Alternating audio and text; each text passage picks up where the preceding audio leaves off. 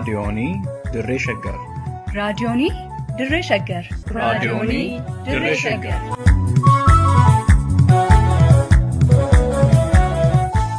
raadiyoonii Dirree Shaggar. raadiyooniin Dirree Shaggar torbaan guutuu guyyoodhaan galgalatti sa'aatii tokkorraa eegalee hamma sa'aatii tokkoof walakkaatti dambalii gabaabaa meetir baandii 19 kiiloo heerzii 15,415 irratti qophii dabarsuu amma jalqaba. raadiyoonii Dirree Shaggar.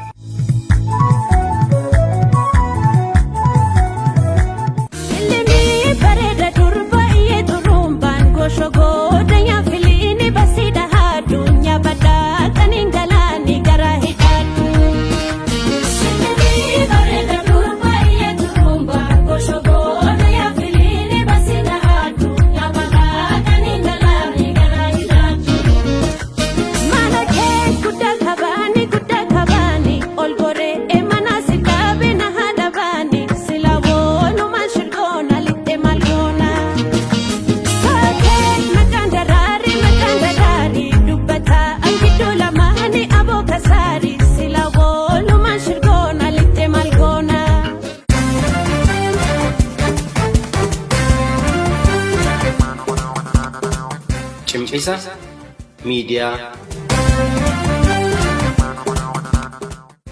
Qophii kanaan dhimmoota bilbiltuu taateewwanii fi mudannoowwan tibbana Itoophiyaa fi naannawa gaanfa Afrikaatti ta'an raawwataman odeessaalee fi yaadawwan gama siyaasaa fi hawaasa dinagdeetiin hubatamanii fi dhiyaatan keessaa sacaanee muraasa isaanii isiniif dhiyeessina. Cimisa miidiyaa.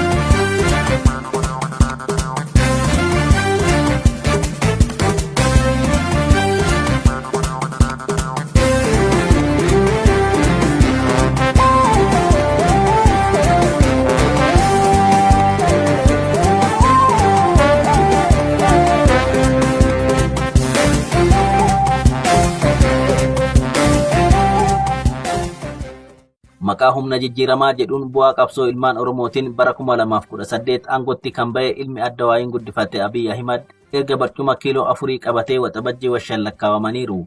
Abiy akkuma aangootti ol ba'een ji'oota muraasa booda uummanni hiriira deeggarsaa isaaf gochuuf waxabajjii 16 bara 2010 akka lakkoofsa Habashaatti adda babaayii masqalaa kan Finfinneetti argamutti heddumminaan ba'ee ture. Yeroo sanatti tarkaanfii muummichi ministeerota Itoophiyaa haaraan aangoo qabatee fudhachaa ture abdachiisoo waan fakkaataniif uummanni biyyattiis hawaasni addunyaas jijjiirama gaarii fida jedhamee abdii guddaa irratti gatee ture. Kanumaanis uummanni biyyattii hiriira deeggarsaa isaaf ba'ee jennaan boombiin hiriiricha irratti darbatamte lubbuu namaa galaafattee dhiiga namoota hedduu dhangalaaftee turte muummicha ministeera irratti kan xiyyeeffamteedha jedhamee ture. Haa ta'u malee qorannoon ifatee uummata biyyattii amansiisee osoo hin godhamin boombicha kan darbe yookiin yaalii ajjeechaa ijoolleen Oromoo akka gootetti bira darbame. Namoonni wanni sun diraamadha jedhanii muummicha ministeeraa mataa isaatti quba qabanis kallaayyoon turre. Osoo inni kanaan jiru waggaa ittaanutti waxabajjii bara 2019 Itaamaajoor Shuumii waraana biyyattii yeroo sanaa dabalatee qondaalonni olaanoon bulchiinsa mootummaa naannoo Amaaraa haala haga ammaa ifa hin taaneen waraanan dhuman. Kunis yaalii fonqolcha mootummaati jedhamuun qorannoon gahaan osoo irratti taasifamee uummata biyyattiif ifan taasifameen achumaan callifame. Haga ammaatti wanti amansiisan kana jedhame gadi hin baane. Waxabajjiin sadaffaan kan bara 2020 ammoo dabareen kan Oromoo taatee seenaa godaannisa hamaa qabu nutti dhiisee darbe.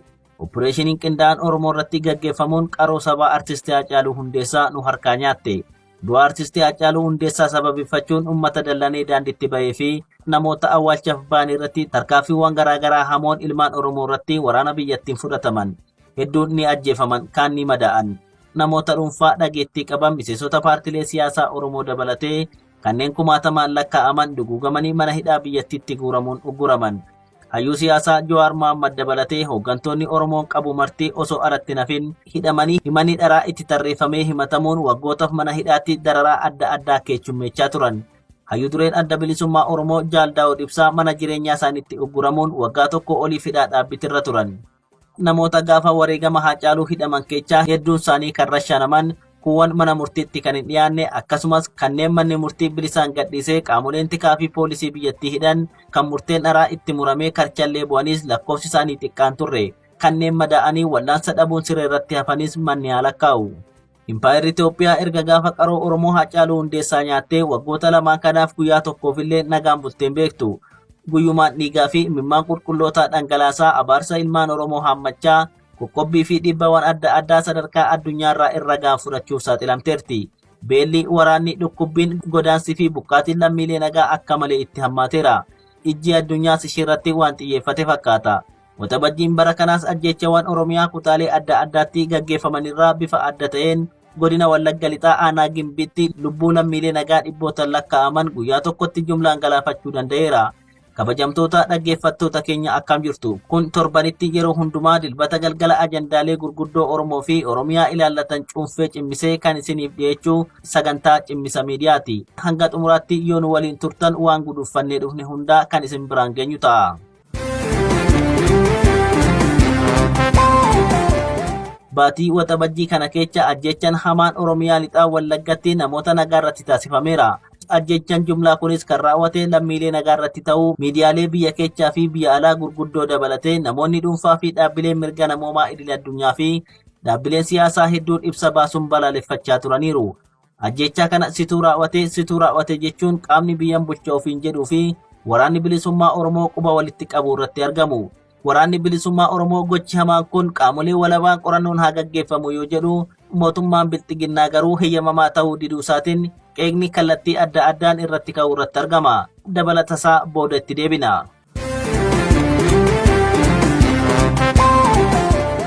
Oromiyaa keessatti yeroo ammaa kana balaa uumamaa fi namtolcheetiin uummanni Oromoo rakkinoota hedduu keessummeessuu irratti argama.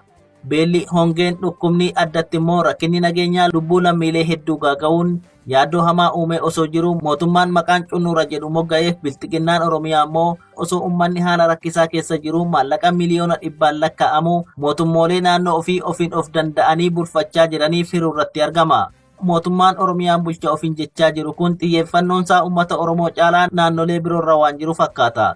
Kunis qeeqa adda addaa irratti kaasuu danda'eera. Kanas bal'ina isaaf boodarra nu eega.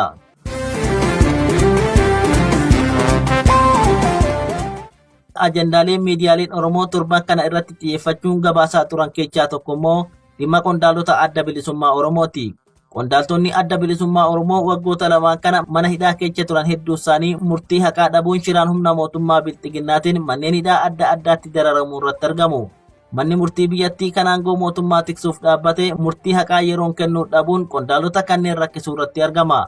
Bakka manni murtii murtee haqaa kennetti immoo qaamoleen tikaa fi poolisiin bilxiginnaa hiikuu diduun rakkinicha ittuu hammeechaa tureera.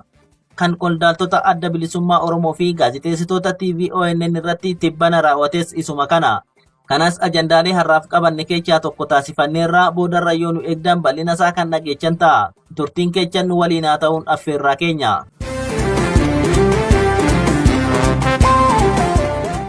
Baatii waxabajjii kan bulchiinsi Abiy Ahimad waggaa waggaan namoota bulchiinsa sabna yaaddechuu jedhee amanu ittiin fituu karaarraa ittiin qulqulleechuu yookaan immoo dhageettisaa ittiin dabaluuf miidhaawwan adda addaa kan lammiilee biyyattii irratti raawwachaa har'a ga'eedha. Ajjechawwan hamoon gurguddoon impaayirettii keessatti gaggeeffaman kanneen hiikaa siyaasaa qaban irra deddeebiin erga Abiy aangootti dhufee kan raawwataman baatii kana keessa. Ajjechaan Baahirdaar kan qondaaltota olaanoo bulchiinsa mootummaa naannoo Amaaraa irratti taasifame, ajjechaan Itaamaajoor Shumii waraana biyyattii yeroo sanaa fi ajjechaan artistii Hacaaluu Hundeessaa irratti taasifame isaan gurguddoodha jechuu dandeenya. Erga mataan bilxiginnaa Abiy aangootti dhufe as ajjechaan lammiilee biyyattiirraa kan caameen beekne ta'us kanneen baatii waxabajjii keessa waggaa waggaan irra deddeebiin gaggeeffaman garuu ajjechaa haalaan qindaawaa fi hiikaa siyaasaa kanneen qaban akkasumas dhugaansaas osoo hin bahin haga yoonatti kanneen turanidha. Waxabajjiin bara kanaas ajjechaa jumlaa lammiilee nagaa irratti bakka tokkotti raawwatame keessummeecheera. Godina Wallagga Lixaa aanaa Gimbii Gadda Tuleetti ajjechaa waxabajjii 18 bara 2022 lammiilee nagaa irratti raawwate kana mootummaan biyya bulchuu waraana bilisummaa Oromoo kan inni shanee jedhee yaamutu raawwate yoo jedhu waraanni bilisummaa Oromoo immoo gama isaatiin ajjechaa jumlaa kana inni akka raawwanne waakkachuun qaamni walabaa akka qoratu gaafateera.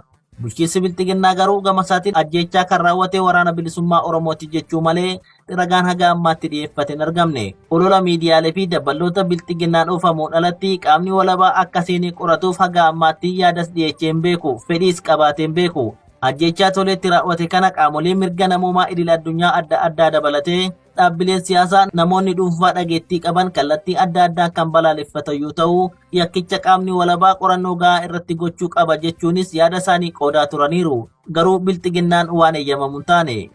Ajjechaa toleetti lammiilee nagaa irratti haala suukaneessan taasifame kan bulchiinsi bilxiginnaa ajjechaa saba irratti xiyyeeffate fakkeechuun lallabaa jiru kana paartilee siyaasaa ibsa baasuun balaaleffatan keessaa KFO'n isa tokko. Koongireesiin Federaalawaa Oromoo ibsa baase kanaan nageenya lammiilee eegsisuun dirqama mootummaati jedheera. Waggoota 3 dabranii asitti haala adda ta'een naannoo Oromiyaa keessatti akkuma waliigalaatti immoo Itoophiyaa keessatti walwaraansii fi walitti bu'iinsi gaggeeffamaa akka jiruu fi ajjechaa hiraaraa fi buqqaatii lammiilee nagaatiif sababa ta'aa jira. Keessumaa dhiyeenya kana waxabajjii 11 bara 2014 akka lakkoofsa Itoophiyaatti naannoo Oromiyaa godina Wallagga Lixaa aanaa Gimbii ganda Tolee jedhamutti haleellaa hidhattoonni raawwatanii lammiileen nagaa dhibbaan lakkaa'aman itti dhukaafamee gara jabinaan jumlaan ajjeefamuu isaanii dhaga'uusaa kan ibsu KFO'n baay'een namoota ajjeefamanii dubartootaa fi daa'imman akka ta'anis odeeffannoo qabaachuu hireera. Ajjechaa kana kan raawwate mootummaa waraana bilisummaa Oromooti yoo jedhu gareen hidhate immoo hidhattoota mootummaan bobbaase jedhee komata. Kana jidduutti dhiigni lammiilee nagaa gadi jigee irra dibamee hafaa jira jedheera. KFO'n ibsa baase kanaan akka jedhetti yeroo adda addaatti kasammuu uummataa cinqan hidhattoota mootummaas ta'ee kan mootummaatiin alaatiin ajjechawwan suukaneessoon raawwataman viidiyoodhaan hunduu waraabamanii miidiyaalee adda addaatti gadhiifamaa jiraachuusaati. Fakkeenya humnoota zamachaa Minilik jedhaman mootummaan harka keessaa qabuu fi ajaja mootummaa jalas kan turan naannoo Amaaraa godina addaa Oromiyaa aanaa Daawwaa Caffee ganda Intalee jedhamu keessatti baatii muddee bara 2014 torban darbe kana keessa ammoo namoota miseensota shanee jedhaman konkolaatarraa buufamanii gara jabinaan ajjechan irratti raawwatame akka ragaa qabatamaan koomishiniin mirga namoomaa Itoophiyaa qulqulleessee dhiyeessus tarkaanfiin fudhatameen beeku. Ajjechawwan iddoo garaagaraatti raawwataman hundumtuu qaama gartummaarraa walaba ta'een akka qulqulleeffamu KFO'n irra deddeebiin yaamicha dhiyeechaa akkuma ture ammallee humnoonni ajjechaa jumlaa toleetti raawwatame irratti hirmaatan hundi qaama walaba ta'een qulqulleeffamanii uummataaf akka ifa godhaman kan badii raawwatanis seeratti akka dhiyaatan yaamicha dhiyeecheera. Mootummaan ajjechaan raawwatame kun qaama walabaan akka qoratamuuf fedhii dhabuun waadhoffamaa jiraachuu agarsiisa kan jedhan immoo hayyuu seeraa fi dubbi himaa adda bilisummaa Oromoo duraanii Dr. Bayyaan Asoobaati. Dr. Bayyaan Asoobaa turtii gidduu kana OMN waliin taasisaniin mootummaan ofiisaatii waan raawwate irratti qaamolee birootti quba qabuu fi dhimmisaa ifa akka hin taane gochuun kan jalqabaa akka hin taane fi gocha akkasii aadeffachaa akka dhufe saaxilaniiru. Qaamolee walabaa fi qaamni sadaffaa ajjechaa kana akka qoratu kan gaafatan dhaabbileen Oromoo kanneen akka waraana bilisummaa Oromoo KFO fi ABO'n yakka dhoksan waan hin qabneefi wanta dhoksan tokkoyyuu hin qaban yakka kana akka raawwanne waan amananiifi. Mootummaan bilxiginnaa fi waayillansaa yookaan ofitti amanan ta'e yakkicha kan hin raawwanne ta'e akkuma WBO, ABO fi KFO qaamni walabaa akka qoratu gaafachuu qaban ture. Kun gochichi isaaniin raawwatamuu waan dhoksan qabaachuu isaanii agarsiisa jedhaniiru. Ajjechaa jumlaa toleetti raawwatame kana sababeeffachuun akkuma mootummaan bilxiginnaa miidiyaalee qabuun gadi ba'ee maqaa waraana bilisummaa Oromoo yakkuun iyyaa oolu leellistoonni sirna nafxanyaamoo sagalicha bilxiginnaa jalaa qabuun qabaa gannu dhiisaa jechuu irratti argamu. Dhugaa hawaasa nagaa kan qe'ee ofii irratti dhume kana qaamni walabaa seenee haa qoratee qulqulleessu jechuun hafee bu'aa qorannoo tokko malee ariitiidhaan qaamuma duraan jibba qabaniif tokkotti dibuuf yaaluun akkuma dhugaa abbootii gadaa karrayyuutti jumlaa fixanii WBO'tti qabuuf yaalan booda dhugaansaa ba'uun waan hin oolledha.